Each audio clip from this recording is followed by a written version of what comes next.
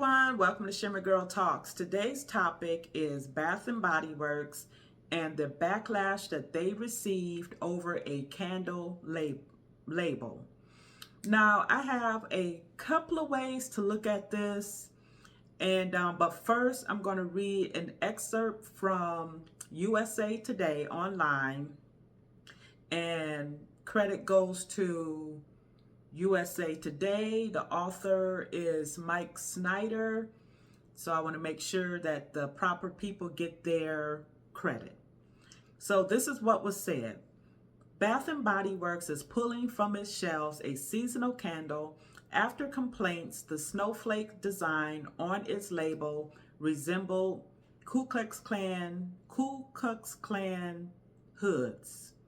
Meant to be a nod to a folded snowflake cutout, some folks online dubbed the design the Clandle and the KKK candle for the pair of cutout holes in the white pointed snowflake tips.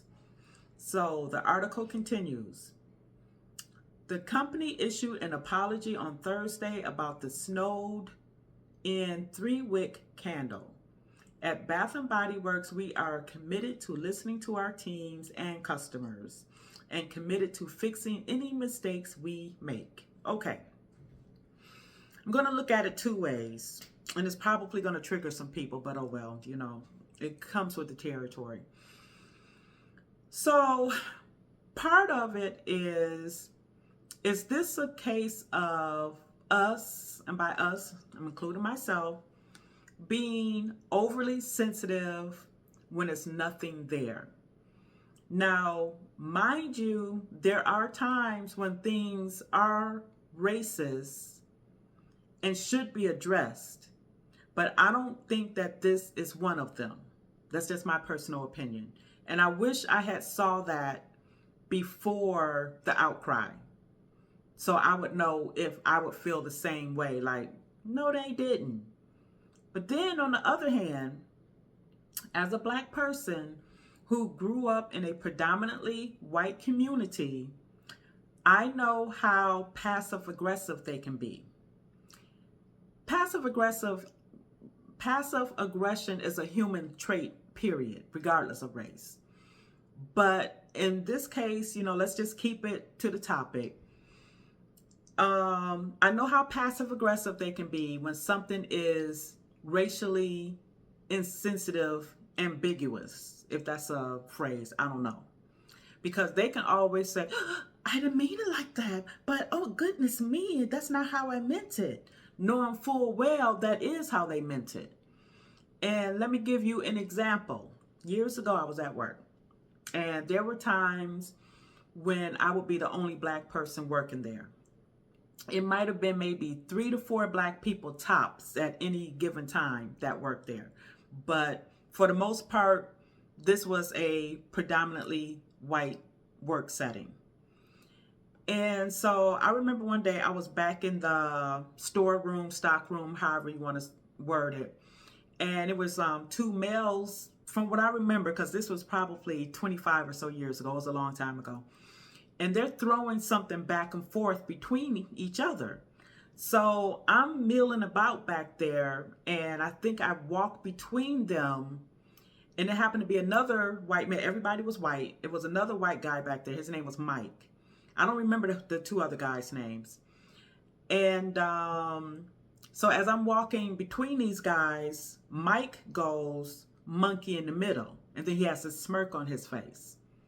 Now, I didn't say anything, but had I said something, he would have been like, oh, but there is a game called Monkey in the Middle. I was just kidding. It had nothing to do with you and blah, blah, blah.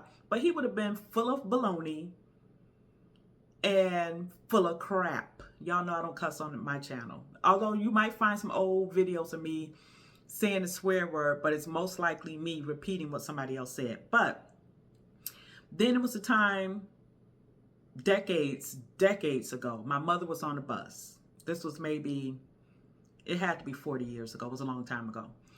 And she said it was these white women on the bus talking about Arnold Schwarzenegger.